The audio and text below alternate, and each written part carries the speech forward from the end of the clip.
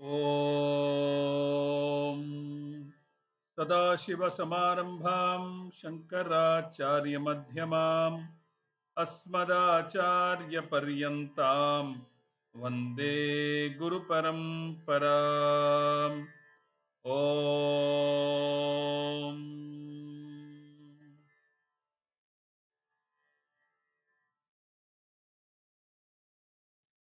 Namaste, all of you. Welcome back to our continuing study of Shrimad Bhagawad Geetha from the pages of Poojya Swamiji's, Poojya Swami Dayananda Saraswati's Geetha home study course. In these sessions, we are together exploring and studying chapter 17 of Shrimad Bhagawad Geetha, titled Shraddha Traya Vibhaga Yogaha. The three types of Shraddha classified based on the three gunas: Sattva Guna, Rajo Guna, and Tamo Guna. In addition to answering Arjuna's question that he expressed to Lord Krishna at the beginning of this chapter, Krishna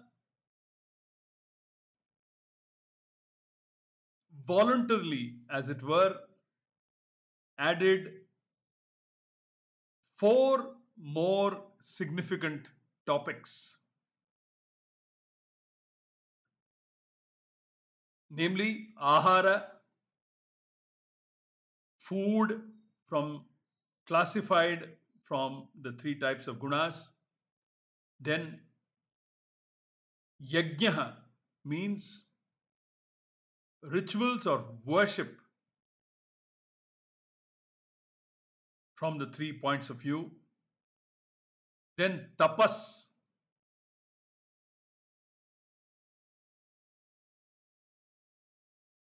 which he subdivides based on the karanam that is used, the instrument of tapas that is used, namely Kaikam tapas, Vachikam tapas, and Manasam tapas, and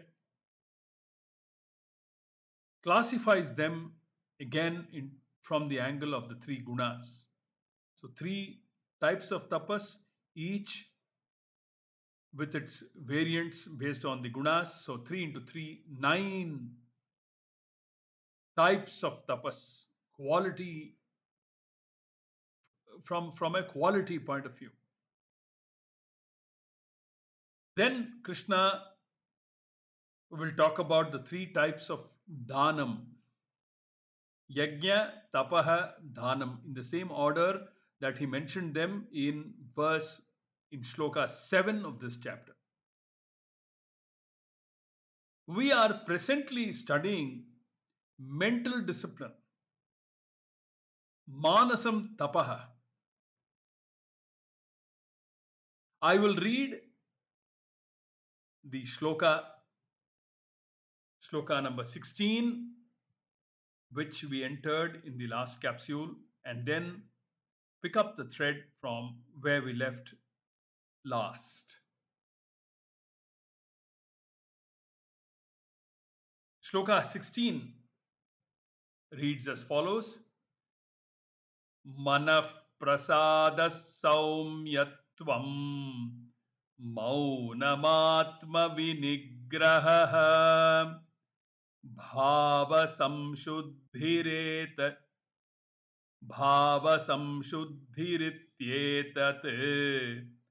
tapomanasamuchyate. Manah prasadas saumyatvam maunamatma vinigraha bhava samshuddhirityetat tapomanasamuchyate. Bhava samshuddhirityetat tapo manasa muchyate. I'm sorry for slightly mispronouncing that compound. Bhava samshuddhi rityetat tapo manasa muchyate.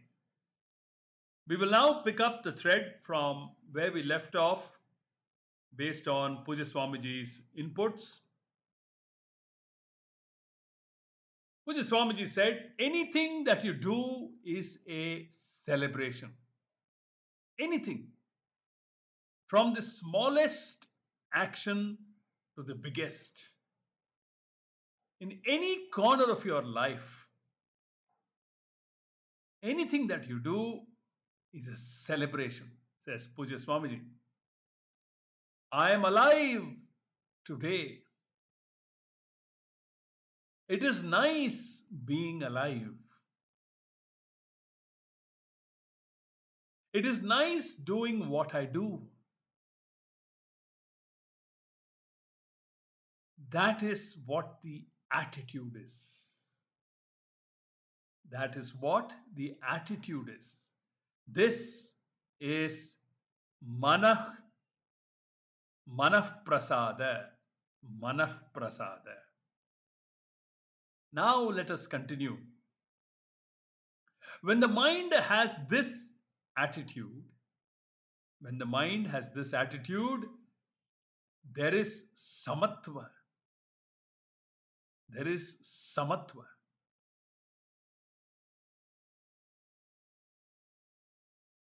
This is an expression of the frame of mind, the antahkarana vritti. Shankara says it is clarity, swachhata, swachhata, which is also cheerfulness. Shankara says something very interesting here. Suppose a father's eyebrows are raised when he looks at his son. Suppose a father's eyebrows are raised when he looks at his son. From this external indication,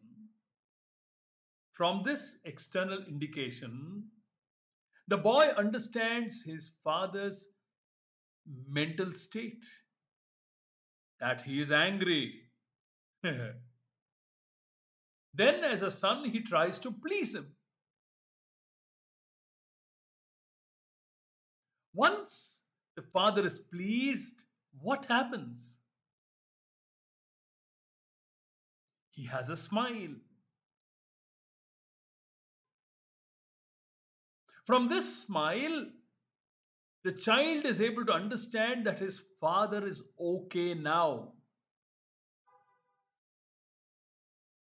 The facial expression reveals what is in the mind. The facial expression reveals what is in the mind. That pleased frame of mind, vritti, reflected in the face is what is called saumyatva. Saumyatva. Saumyatva. When the mind has this attitude, there is saumyatva, not samatva as I mentioned it, saumyatva.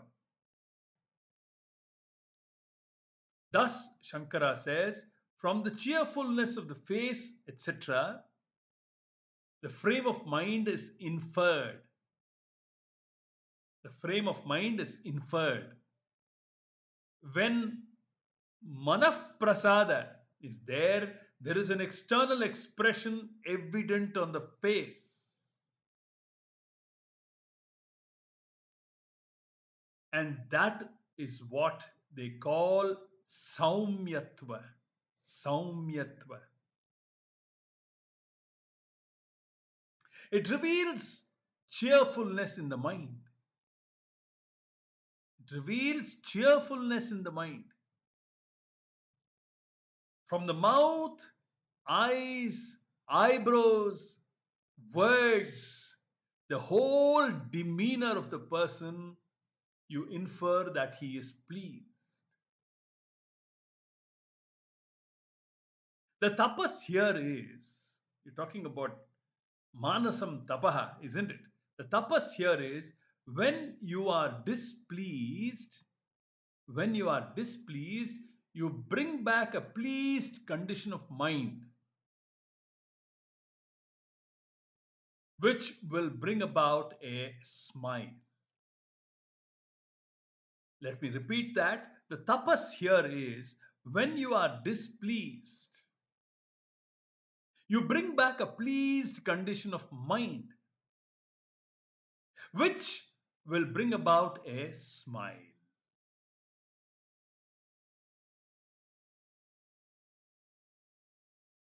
This should remind us of a principle that Swami Paramarthananda had mentioned in chapter 16, previous chapter, in which he talked about 5 ways in which one can cultivate good qualities.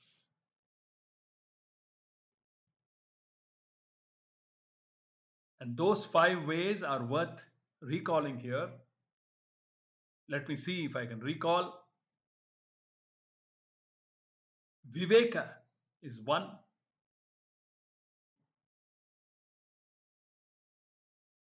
Then Pratipaksha Bhavana is 2.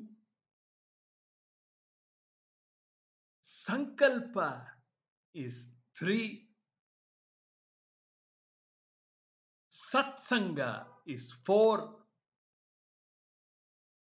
And Ishvara Prarthana is the 5th. So here, what we're looking at is a Pratipaksha Bhavana. When your mind is displeased, you bring back a pleased condition of mind, which will bring about a smile. This is not a mere behavioral modification, but a change that comes about by a process of thinking. This is not a mere behavioral modification, says Poojya Swamiji, but a change that comes about by a process of thinking.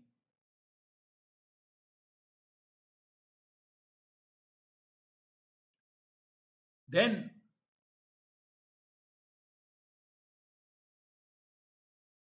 going to the next word in the shloka, mauna is restraint in speaking. Mauna is restraint in speaking. Even though it is a discipline of the organ of speech,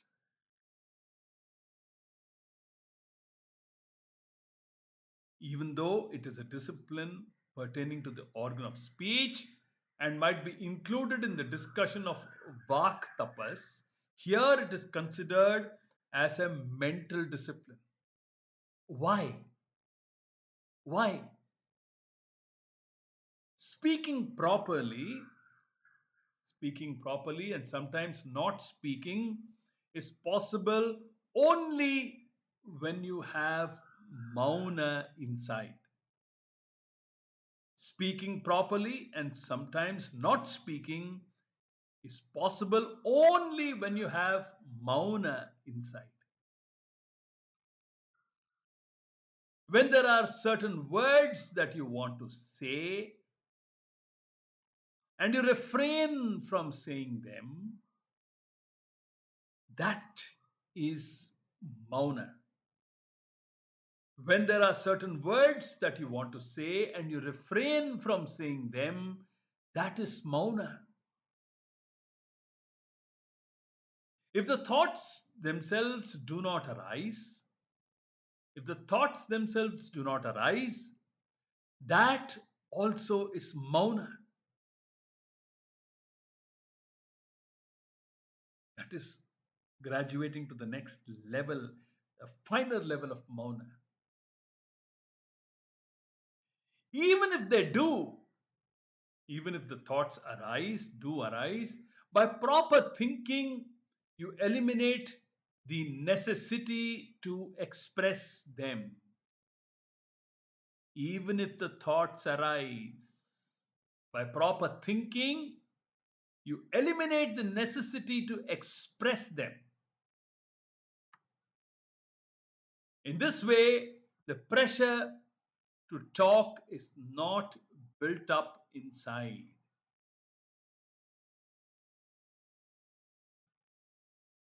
Requires a lot of internalizing, introspecting, and making such principles one's own. The effect of the absence of a necessity to talk is externally expressed as mauna. Generally, there is always a pressure to talk. We build it up. The absence of such a pressure to talk to another person is what is called mauna. This silence at the level of speech is because of the mind being silent. This silence at the level of speech is because of the mind being silent. It is a tapas. It is a tapas because it can be accomplished only by discipline.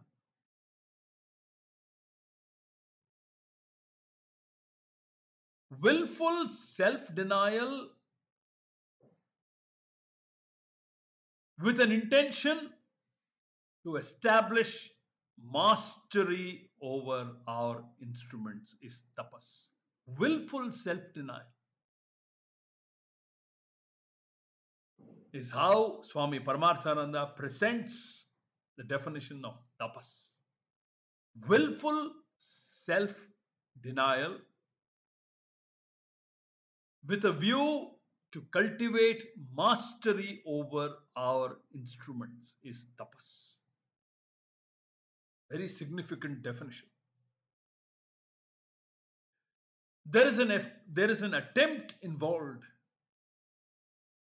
There is an attempt involved by proper thinking to bring about mauna. There is a clear attempt involved. It is the, if one understands the different koshas,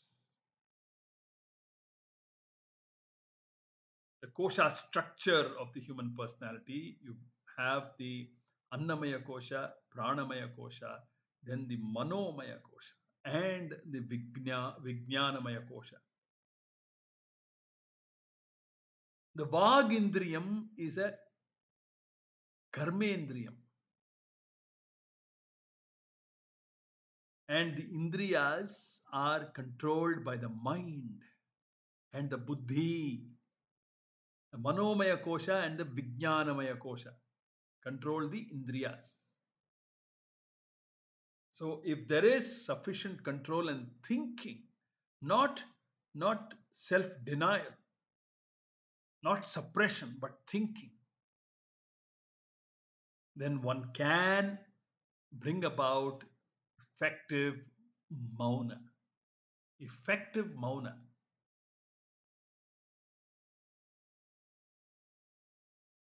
Let us continue this wonderful discussion